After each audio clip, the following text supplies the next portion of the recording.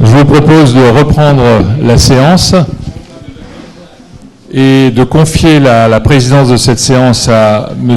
Michel Merle de Luxembourg, que vous connaissez tous, et à Alain-Charles Masquelet de Paris, qui nous ont organisé une très belle séance sur la chirurgie de la main et du membre supérieur, intitulée « Évolution technique et thérapeutique ».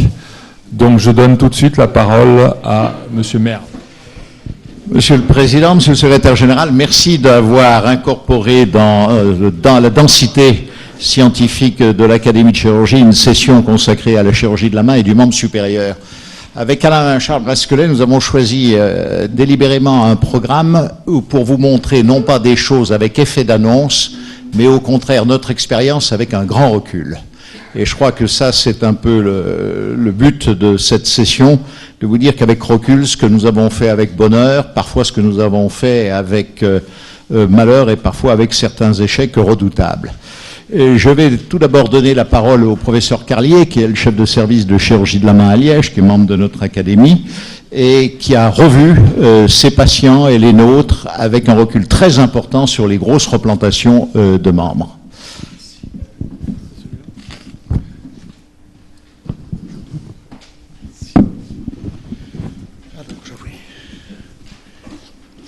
Monsieur le Président, Monsieur le Secrétaire, chers confrères des Gudalines, j'ai le plaisir de vous présenter le devenir à très long terme des macro-replantations. Je vais essayer de vous signaler qu'il s'agit d'une technique utile et qui est importante.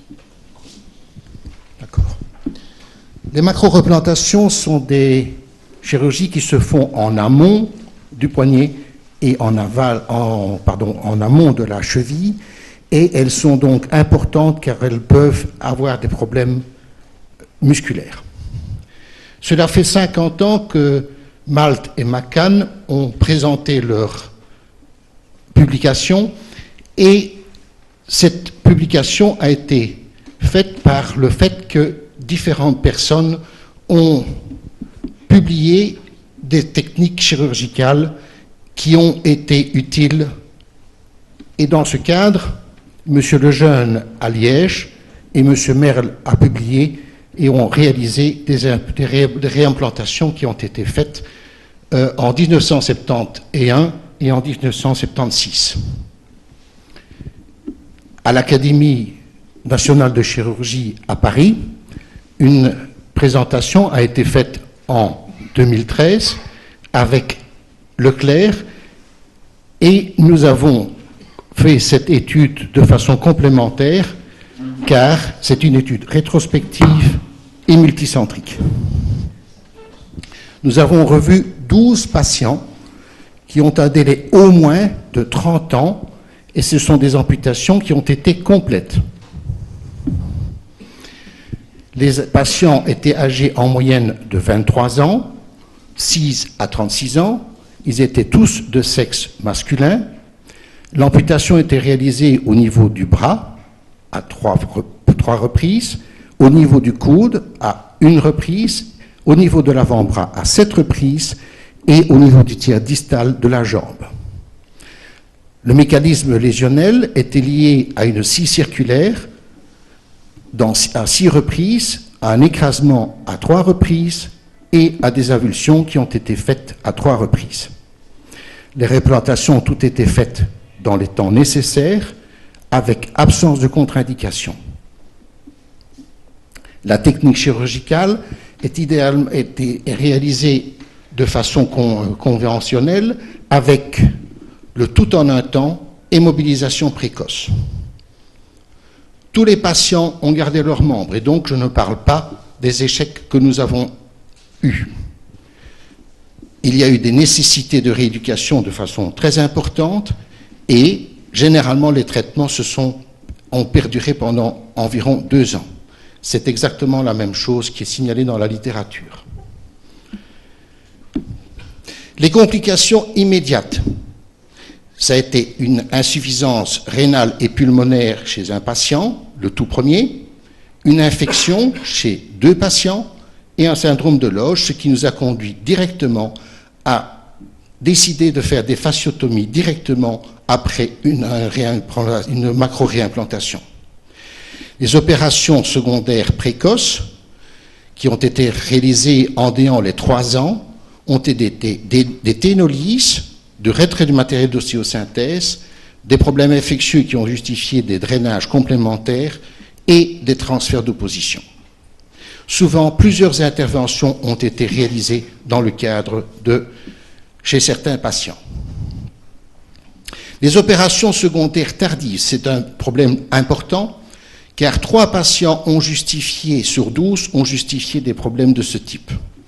Un anévrisme qui a créé des embolies périphériques à 23 ans, au niveau du site distal de la greffe humérale, un hématome qui a créé un syndrome de Loge à 30 ans, sans malheureusement, avec nécessité de réduire cet hématome, et une récidive infectieuse à 39 ans, qui nous a conduit malheureusement à ne pas réaliser un traitement chirurgical, car il y avait des problèmes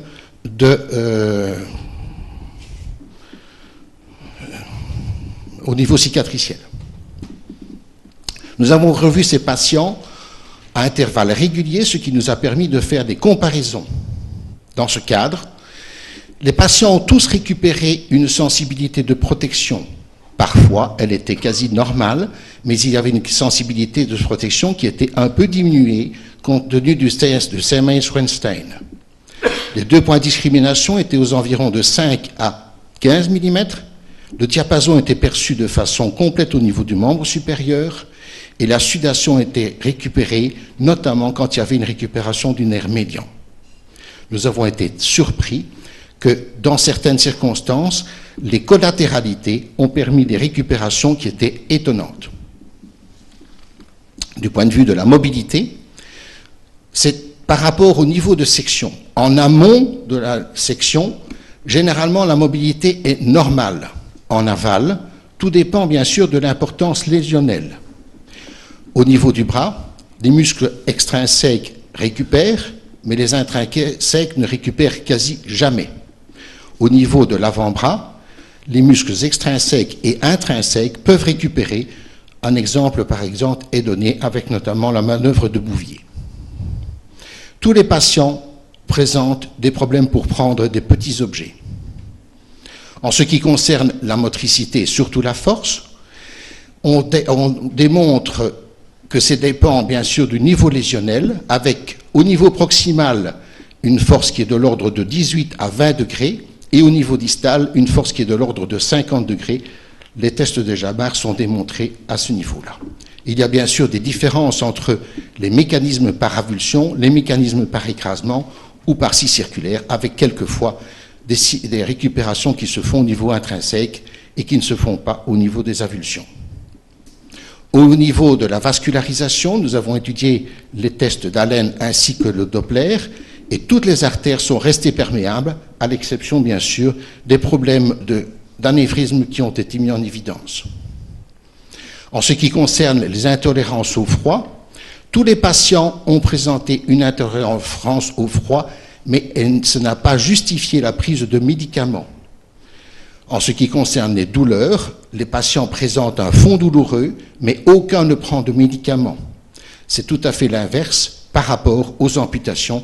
Nous avons fait une étude il y a environ 10 ans qui démontre que les amputations prennent des médicaments alors que les réimplantés ne prennent pas de médicaments à ce niveau-là. En ce qui concerne la reprise de travail, sur les 12 patients qui étaient âgés de 23 ans en moyenne, ils ont tous retrouvé un travail sauf une patiente. La reprise du travail a été faite en moyenne à 2 ans, avec le même travail 6 fois sur 12, avec un autre travail chez 3 patients sur 12. En ce qui concerne les critères de Chen, qui sont les éléments importants pour les macro-replantations et qui font appel notamment à la reprise du travail, aux mobilités articulaires, à la force, nous avons récupéré des patients qui ont un Chen 1 et 2 dans la majorité de nos patients. En ce qui concerne le DASH, qui est un élément clinique, le DASH est en moyenne de 46,8 points, avec une différence qui existe entre les éléments au niveau du bras et les éléments de l'avant-bras, comme on le signale ci-dessus. Tous les patients sont heureux d'avoir récupéré leurs membres avec une satisfaction qui est pleine, avec un patient qui est mieux que prévu et assez satisfait dans 2 patients.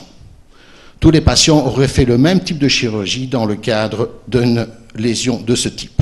C'est exactement la même chose qui a été démontrée par la littérature.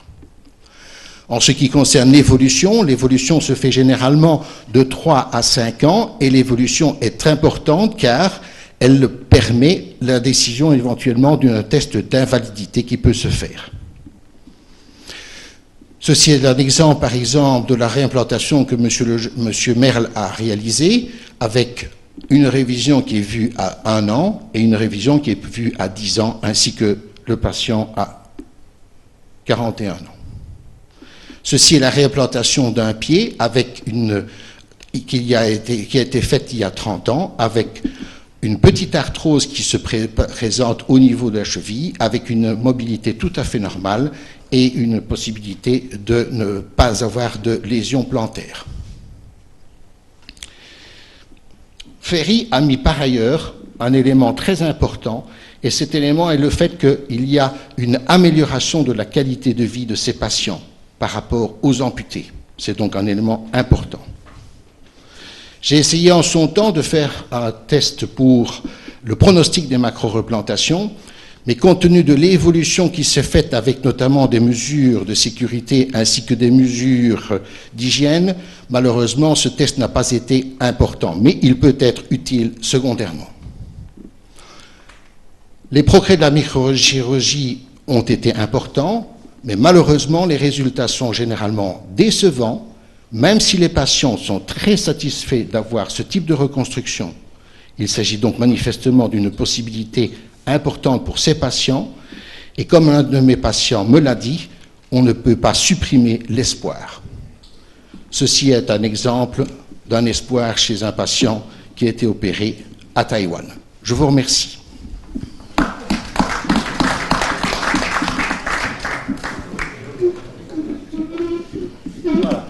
Le commentaire va être fait par Alain-Charles Masquelet. Alain.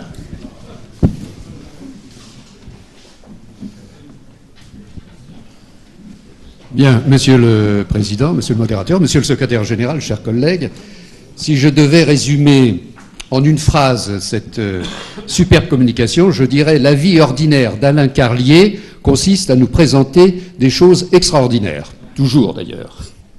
Bon. Je crois qu'elle a le mérite de souligner, parce que vous avez vu que les patients avaient été opérés à la fin des années 70 et pendant toute la décennie 80-90, donc c'était un travail de pionnier. Cette communication a permis de souligner la hardiesse des opérateurs d'alors, n'hésitant pas d'ailleurs à réimplanter avec succès des avulsions.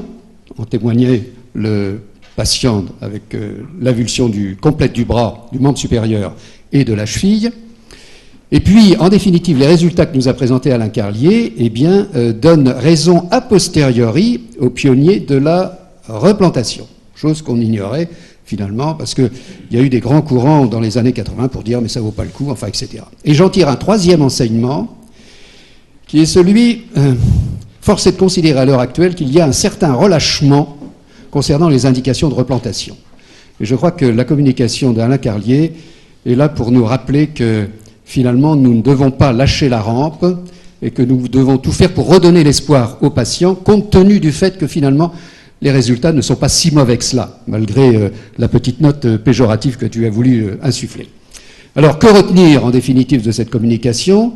Eh bien que premièrement, sur le plan chirurgical, c'est une opération effectivement laborieuse, difficile, qui nécessite un savoir théorique et un savoir-faire pratique très important, une compétence, comme on dirait à l'heure actuelle, que les complications immédiates ne sont pas très nombreuses, j'ai trouvé, et qu'il y a moyen de les prévenir, notamment la défaillance multi-organe que tu as signalée dans un cas seulement, bon, maintenant on ne devrait plus l'avoir, les syndromes de Loge, fasciotomie systématique, et que les opérations secondaires, qu'on attend peu ou prou, en définitive, elles font partie du paysage, et elles n'ont pas été non plus très importantes. Alors, les complications tardives sont assez surprenantes d'ailleurs, hein. Elles sont assez surprenantes, mais finalement, on a pu y parer de façon tout à fait régulière. Alors, concernant les résultats, la bonne nouvelle, je crois, la bonne nouvelle, c'est qu'il faut s'attendre à une évolution de longue durée, c'est-à-dire à ne pas afficher un pronostic fonctionnel définitif dès les premières années. C'est-à-dire, tout nous a bien montré que finalement, il y avait des patients qui évoluaient favorablement jusqu'à 5 ans après la replantation. Alors, on a vu aussi que la réparation ou la restauration, la récupération de la sensibilité était valable pour tous les patients, que les intrinsèques, eh bien, mon Dieu, au niveau du bras, naturellement, il ne fallait pas attendre une fonction intrinsèque, mais qu'au niveau de l'avant-bras, là aussi, c'est une bonne nouvelle. Ce sont des patients jeunes, eh bien, on avait une récupération, dans la plupart des cas, qui était bonne pour les intrinsèques. Reprise du travail pour tous les patients, satisfaction aussi. Alors, la reprise du travail, j'émettrai une réserve, parce que nous sommes dans les années 80, encore dans le cadre des 30 Glorieuses, et il était assez facile de revenir au travail. Je doute quand même, à l'heure actuelle, que la même série de patients pourrait retourner au travail dans les mêmes conditions de facilité que tu as bien voulu nous le présenter. Alors, je terminerai, avant de donner la parole à mes collègues, là, par 3 questions. La première concerne la technique chirurgicale. On a vu que la replantation était finalement assez emblématique de ce qu'on pourrait appeler le tout en un temps mobilisation précoce, tel que l'avait énoncé en 1977, si je me rappelle bien, Michon, Merle et Fouché. Quid de ce second débridement que tu as évoqué à un moment donné dans la diapositive? Deuxième question, tu es passé assez rapidement sur la consolidation. Est-ce qu'il y a eu des ennuis de consolidation? Est-ce qu'il y a eu des apports osseux? Tu as cité comme opération secondaire les ablations de matériel, mais bon, elles font partie là aussi de la routine. Est-ce que l'os consolide à tous les coups? Et enfin, troisième question, en fonction des données des avancées actuelles, concernant notamment les conditions opératoires, je pense à ce que va présenter Guy Rimbaud tout à l'heure, le manchonnage des nerfs en particulier, compte tenu aussi des progrès de la rééducation, là je fais allusion à la rééducation en miroir, est-ce que la même série de patients actuellement n'aurait pas des résultats meilleurs que ceux que tu nous as présentés 30 ans, 40 ans même, après cette formidable aventure chirurgicale? Alors je pense que la parole est à vous à présent. Merci. Et qui veut prendre la parole dans la salle? Je vous en prie. Ou on fait une réponse globale peut-être pour gagner du temps? Oui, alors, Alain, on y va. Oui, Jacques Hatton à Lyon. Je voudrais apporter un témoignage personnel à cette communication qui me touche beaucoup, parce qu'en 1984, j'ai été conduit et obligé de faire une replantation de jambes sur ma fille aînée, qui était âgée de 12 ans, et qui avait eu une section de jambe dans un accident de voiture. On partait en vacances d'ailleurs, quelques jours après. Et étant donné que à l'époque, personne n'a voulu s'occuper de la replantation, en disant que de toute façon, c'était foutu et qu'on n'aurait pas de résultat, je me suis habillé, c'est moi qui ai fait cela. Donc, j'ai fait l'ostéosynthèse en raccourcissant un peu la jambe, j'ai appelé un collègue vasculaire pour faire une artère et 2 veines, et puis, voilà, nous avons arrêté là une intervention qui était déjà un peu longue. Une greffe de nerfs a été faite secondairement par Comté, d'ailleurs, à l'époque, et une arthrodèse sous-astragalienne pour éviter un stépage. Je dois dire que ma fille a rempli toutes ses activités, qu'elle a pu refaire du ski, qu'elle a conservé son membre, et que de toute façon, je pense que ça ne se discute pas d'essayer de refaire une replantation de membre. Je crois que la comparaison avec l'amputation ne se pose pas non plus, et qu'il faut bien évidemment essayer, y compris aux membres inférieurs, parce qu'il y avait très peu d'observations là de membres inférieurs.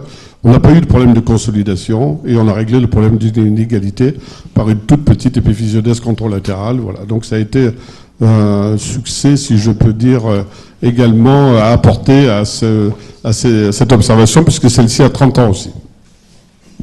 Je vous remercie de votre présentation, c'est tout à fait remarquable. J'ai le patient que j'ai opéré il y a 30 ans, il l'a reconduit de façon tout à fait... il est pilote en quelque sorte, et il est infirmier, il est pilote, et donc il est tout à fait content de la replantation qui a été faite il y a 30 ans, point. C'est donc très important, me semble-t-il. Alors, du point de vue des techniques chirurgicales, les revascularisations, quand j'ai fait des débridements, ils sont faits au départ directement Et quand j'ai revascularisé, je fais un débridement complémentaire. Parce que à ce niveau-là, c'est très important, quand il y a des masses musculaires qui ne sont pas vascularisées, de les retirer. Donc c'est très important. Donc le débridement est fait en 2 temps de façon systématique. Du point de vue des matériels d'ostéosynthèse, nous n'avons pas eu, chez les patients dont nous avons parlé, nous n'avons pas eu de problème d'ostéosynthèse. Ils ont tous consolidé. Tous. Sans apport osseux. Oui, sans apport osseux. Aussi. Et en ce qui concerne la rééducation, il est bien évident que les rééducations sont nettement plus agréables, de meilleure qualité maintenant, et donc par conséquent, ça peut être un élément très important à ce sujet.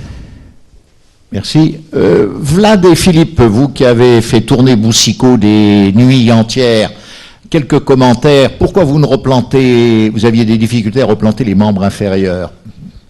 Dites-nous pourquoi. Non, c'est pas vrai. Problème technique. Vlad.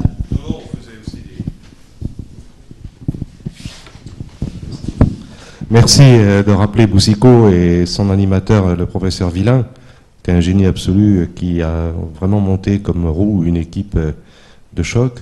Mais à l'époque, nous avons aussi réimplanté des membres inférieurs, mais nous le faisions d'une façon beaucoup moins fréquente, parce que les patients arrivaient dans un état général souvent beaucoup plus délabré et que nous n'avions pas les possibilités de réanimation qu'on a actuellement. Une des grandes, je dirais, un des grands progrès, il faut y insister, c'est surtout les équipes de réanimation et d'anesthésie qui nous ont permis de persévérer dans ce travail, parce que sans eux, les opérations de 12 à 14 heures avec des reprises parfois précoces et en urgence n'auraient pas pu avoir lieu. Et donc je leur tire mon chapeau aussi. Oui, je vous en prie. Un petit problème technique qui concerne l'axe osseux. Il est plus facile au membre supérieur de faire un petit raccourcissement. Et est-ce que, plus facile sur le plan de la technique, de la reconstitution, des anastomoses, des reconstitutions tendineuses, ainsi de suite, d'avoir un meilleur contact osseux? Est-ce que vous avez l'impression que sur le plan fonctionnel, ça vous a aidé par la suite de faire un petit raccourcissement délibéré lors de la réimplantation? Il est très important en macro-replantation de faire des raccourcissements du point de vue osseux, parce que quelquefois on peut faire des sutures vasculaires et des sutures nerveuses quasi directement. Donc c'est très important. Mais au membre inférieur, ça peut être un problème, me semble-t-il. Maintenant, je n'ai qu'un j'ai 2 ou 3 patients qui ont bénéficié de réimplantation au membre inférieur. Celui que j'ai présenté, je n'ai pas fait de raccourcissement et j'ai utilisé un tuteur externe. Merci. Merci. Merci. Merci.